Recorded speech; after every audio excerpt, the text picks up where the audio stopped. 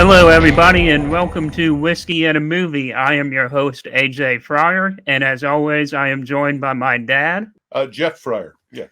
And today on Whiskey and a Movie, we are going to be talking about John Wick, Chapter 4, which we saw last week, I believe, correct? Yeah, we saw it Yes. just recently. Just recently saw it. And we went to go see it in Dolby Cinema, and I think that's like Dungeons and Dragons today. I think that movie we got a lot out of the Dolby Cinema experience. It was a fun experience.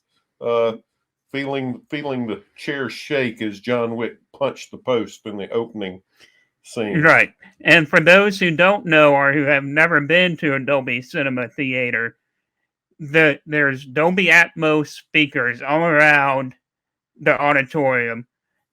There's some speakers probably with 10 cylinder speakers inside one speaker that's hanging off the side. If I'm saying cylinders correctly inside the speakers, or what would you call those? Well, those speaker arrays that hang on Yeah. the side of it, yeah. Yeah. And they have subwoofers all above you, and the sound reverberates with the seats, which makes it feel like it's moving, but it's not like 40X where the chair is actually moving with the scenes on the screen. So if you've never been to Dolby Cinema, I would highly recommend it, especially for an action movie like John Wick Chapter 4, which had a lot of fight sequences that could make genre fans really happy, I think, because the body count of the John Wick franchise is so high. And Dad, I think you were just trying to look up the body Well, count. I was Googling it, and so John Wick 1 through 3, the body count was 299. In John Wick 4, the body count for John Wick 4, 439. So, they stepped up the kill rate in John Wick 4. And see, that's why I say it can make a genre fan rather happy because, like slasher films with a high body count and with some gore and some really cool sequences in them, John Wick can rival those body counts and the gore that goes along with the film. Even though the gore isn't as gory as slasher films. No, I would definitely say not. The gore is not. No, I never once got the feeling that there was gore. It was probably more implied gore than anything. When you rack up 439 dead people, and quite a few of them with headshots, yeah, there's some implied gore. And so, with our whiskeys today, Dad, what did you choose? Because you noticed that they drank Blanton's during John Wick Chapter 4, and Blanton's is featured. Well, Blanton's is pretty much featured all the way through the John Wick franchise. It is definitely, I think, the bourbon of choice. And since John Wick 4 really stepped up the body count, I felt like we needed to step up the Blantons. So I cracked this straight from the barrel Blantons, which it clocks in at 65.45 ABV, alcohol by volume. So that works out to 130.9 proof. So this is pretty hefty stuff. High octane stuff for the John Wick franchise. But John Wick 4 definitely stepped up their game. So we're stepping up the Blantons. And for my choice of whiskey, I decided to go more international with my choice of whiskeys tonight because it was heavily featured internationally in this chapter of John Wick. They travel around the world. So I pulled out some Japanese Yamato whiskey, the cask strength, and this is 49% alcohol by volume. So that makes it 98 proof. Yes, that makes it 98 proof. It has it's non-chill filtered and a natural color. And hopefully you guys can see the rope right there on top behind the stopper on the bottle. And there's some letters on top. some Japanese characters. Yes. And it also I don't read Japanese, so I don't know what it says. And it also came in this special edition casing for it. So I thought that was really cool when we picked this up at the store. And that was an Avlock. So what store was that I picked that up? Well, that would be the famous Marshville ABC store. The manager at Marshville does an outstanding job of keeping a lot of hard to find things on the shelf and giving you a very, very broad selection for that small township. So, shall we go ahead and taste our whiskeys and tell people what we think of them? I'm all in favor of that. And this is really tasteful for cask strength too when we tried it previously. So what are you getting on the nose of yours? My nose is somewhat difficult with picking stuff up, if I'm being honest. I'm getting a lot of grass soil on mine, or, fresh cut grass, or whatever you would consider that on the nose.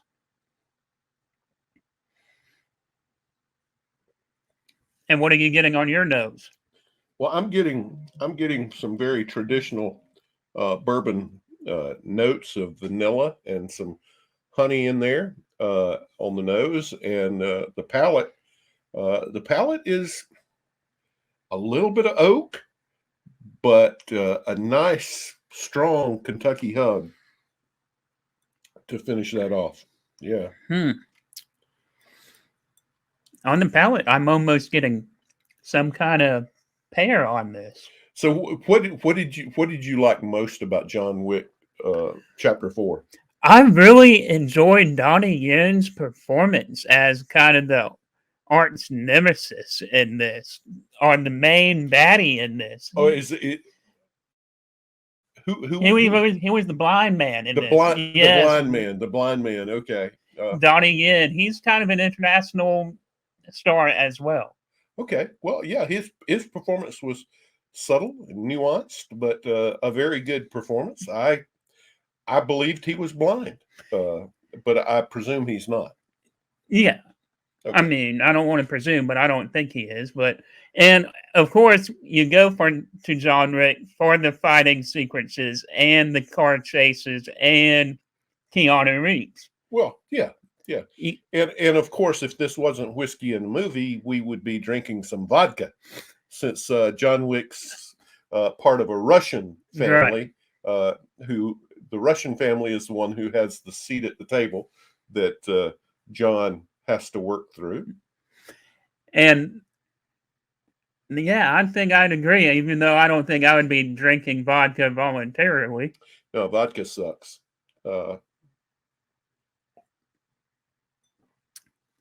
And now, if you cannot find the Yamato cask strength, now wait a second. We haven't swapped taste yet.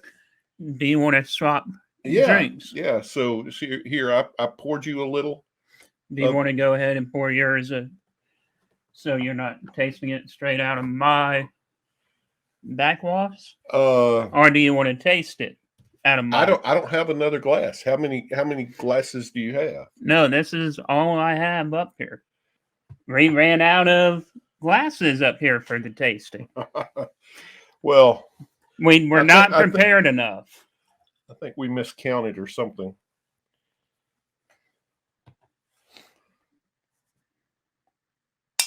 Yamamoto. Is that how you would pronounce it? Yamamoto. Yamato? Yamato.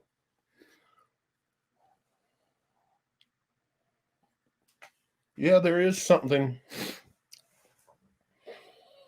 there on the nose that's kind of like fresh cut grass, or like the soil. Or a hay. Yeah. Yeah, I can get that. Almost a little peppermint. Yeah, I got that a little bit too. I'm getting two on the nose. Kind of like a mix of grass, hay, and peppermint on there. And that is very good Japanese whiskey. It's very smooth. It's very smooth, and for 98 proof, very smooth. Uh, and of course, Japanese has a strong resemblance to Scotch in terms of their Yes. style. So, If yes, nobody was aware of that, if you like Scotch, try you some Japanese whiskey. So, what did you enjoy most about John Wick Chapter 4? Well, I like the whole idea that John was going for redemption. Mm-hmm. He was looking to no longer live his life. Assassin lifestyle? Well, no, Not assassin, not per se. no longer willing to live looking over his shoulder all the time. So, what'd you get off of the Blantons there, AJ? I see you're already drinking it. The Blantons, that was pretty good. Didn't even realize I was drinking the Blantons. Kind of tough on the nose. Pollen's been pretty rough here. Yes, folks, it is, and I have bad allergies already, so it doesn't help. It doesn't help with trying to get something on the nose. But I do get vanilla. That's pretty much all I'm getting right now is vanilla on the nose. Well, I prefer the Blantons over the Yamamoto.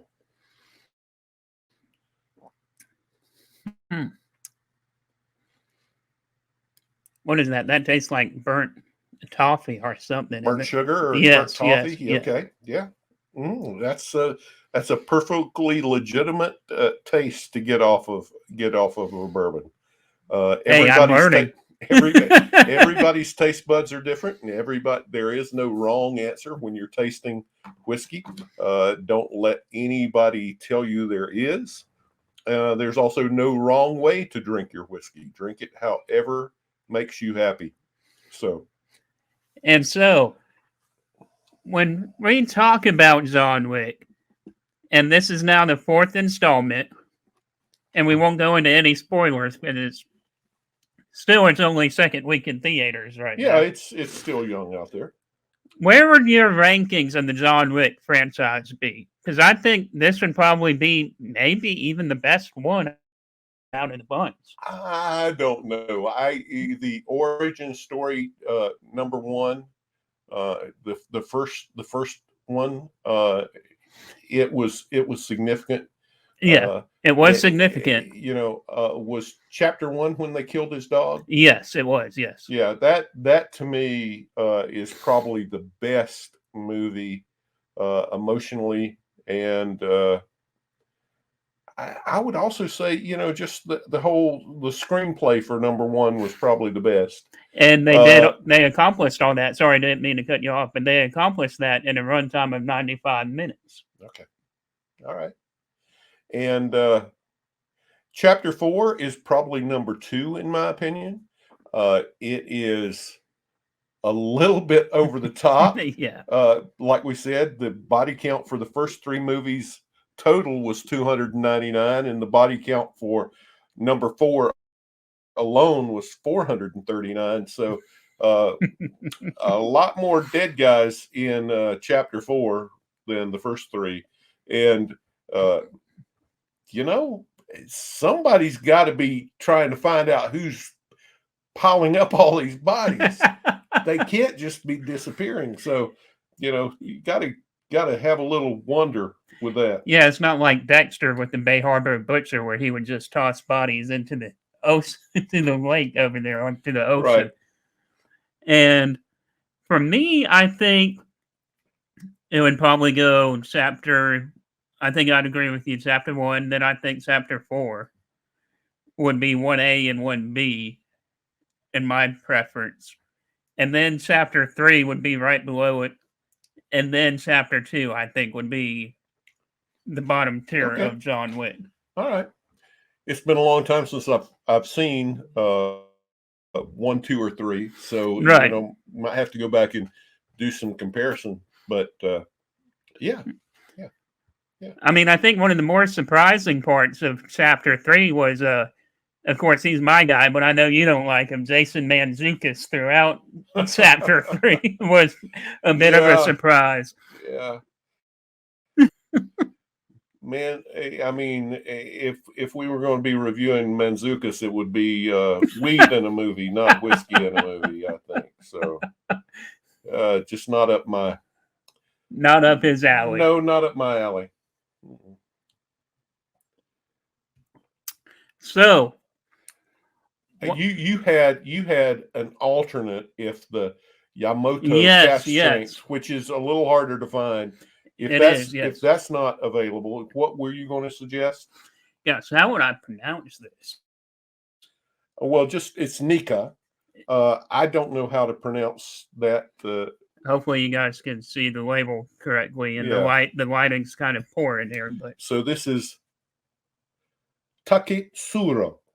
It's a pure malt whiskey, and this is clocking in at an ABV of 43% alcohol.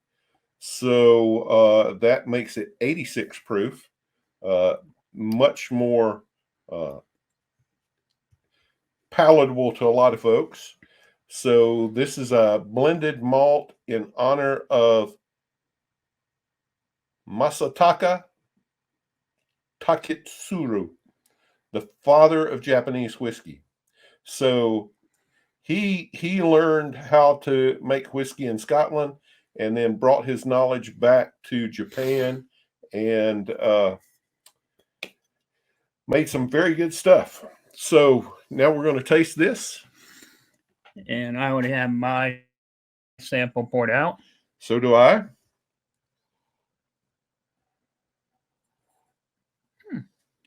I'm getting a subtle honey. Yeah, it's kind of surprising, isn't it?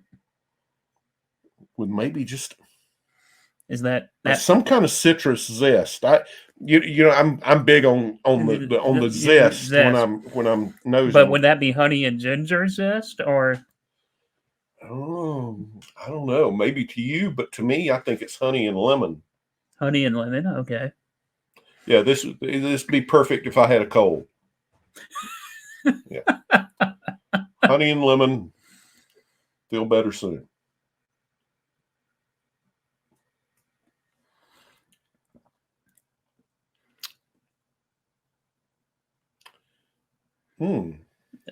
That kind of surprised me a little bit. How so? Well, no, it's just written down really smooth. Yeah. I was going to say this surprised me too because it has like no finish. Surprisingly, There's no Kentucky hug with this. It just comes and goes. Yeah, this could get me in trouble. This could get me in trouble because there's nothing after I take a sip, it's gone. Yeah, and so it doesn't. I'd be right back taking another sip very soon. And you would be like, "Wait, is this water or is this Japanese whiskey I'm having?" But still just a little bit of that honey, a little bit of the citrus zest on the palate. Yeah, kind of like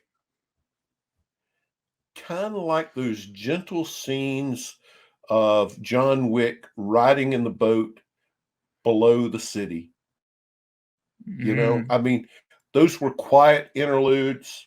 It's a long movie, folks. So there is going to be some. If you see them in the boat, it's a good time to go to the restroom if you're in the theater. Or take a drink. Yeah, or take a drink. So there you have it.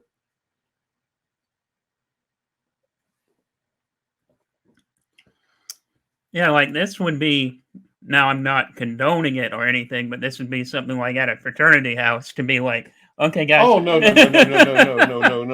This would never be at a frat party because this is too damn smooth. Pardon my French. He's right on that. It is way too damn smooth, and it's not Fireball, too. So definitely would not be at a fraternity. Yeah, you need something with a little more heat and a little more action. Even though this is clocking in at 86 proof, it tastes like almost 70 proof. Yeah, it was the finish. Yeah, it's the finish. The nose and the palate are are good, but the finish is just incredibly short. Now, Neat. have you tried this with me before? Because I think I may have also gotten this in Havelock or some store down here. I'm not sure. I think we may have had this for our the Japanese whiskey class through Whiskey University, which you took alongside me, and we enjoyed that. And so, what are your final thoughts on John Wick Chapter 4? John Wick Chapter 4 was a very entertaining movie. It flew by, in my opinion, in terms of the runtime. Yes. So, highly recommend it. If you're out there, get a chance to go see John Wick. Go see John Wick. And the really cool thing about John Wick Chapter 4, which a lot of people not know, it's directed by a previous stuntman from Hollywood. So that's probably why the stunts are probably the best it's been in the franchise, at least in my opinion. Excuse me. Yeah. It was very entertaining. Very entertaining, and the stunts were believable. And the nice thing to know is no animals were harmed during the filming of John Wick 4. Yeah, there was no cannibal holocaust, so no, that's always a plus. Yeah, it almost brought a tear to my eye when John Wick did the noble thing in the third. Would you say that was the third act or the fourth act? I may even say maybe it's a long movie, so maybe was that towards more the end of the second act than that. Oh, really? No, you would say the third act? Yeah, because then after that, there was only maybe an hour or 45 minutes left. I think that was third act, late in third act when that happened. But yeah, John Wick, Chapter 4, definitely a movie worth watching. Enjoy it, folks. And especially in the theaters, too, where nothing can quite beat the experience of watching an action or a superhero horror movie in the theaters, because that's where you're going to get the best sound and the best picture quality as well. Even though there may be some people talking, hopefully you can be more like my dad and just easily tune them out. Unless you're like me and you have ADHD and then every whisper sounds like a scream in the theater, then it gets hard and difficult. Yeah, you just gotta, with that much blood and mayhem, just pretend somebody else is screaming. So, and remember, folks, it's just a movie. It's just a movie. It's just a movie. And your final grade on Chapter 4, because you skipped over the final grade, you did your final thoughts. Well, you didn't ask me my final grade. My final grade, I would give John Wick Chapter 4 4 out of 5 whiskey barrels. Whiskey barrels, okay. I think I'd give John Wick Chapter 4 5 out of 5 dogs. There we go. All right, everybody. This has been Whiskey and a Movie. I'm your host, AJ, and this is my dad, Jeff Friar, and we hope you enjoyed it. We will also be posting links to the whiskeys that we tried. And is your Blanton still available? That's the only thing I'm worried about listing here. All right. Blanton's is available. I know Blanton's is available most places. It's available on the secondary market almost routinely. So if you want to buy yourself a bottle of Blanton's, go right ahead. Buy yourself a bottle of Blanton's. It's out there. But yours was very special, though, right? Like I said, I've had this bottle for a few years, but for this review, I cracked it because ordinary Blanton's just wouldn't cut it. No. Because John Wick 4 is a very special movie in terms of body count. It's a much higher proof. So I had to go with the highest proof Blanton's I had in the house. Watch the movie. You'll see them pour Blanton's. In a very pivotal scene, too. Correct? Yes. So one thing you can say about Blanton's is Blanton's has this very iconic 8-sided bottle with the horse stopper on top. It's unique.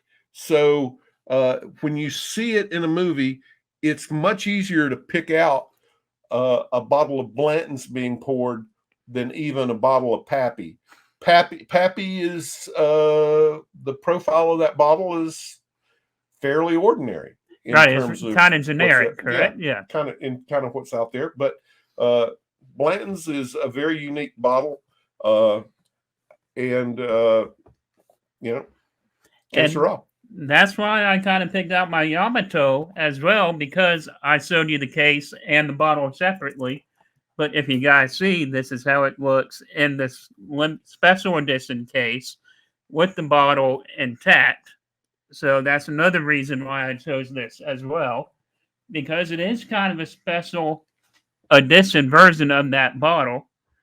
So I think that's kind of the reasons why we chose our whiskeys tonight. Yeah, let's all go give ourselves third-degree burns and drink some vodka.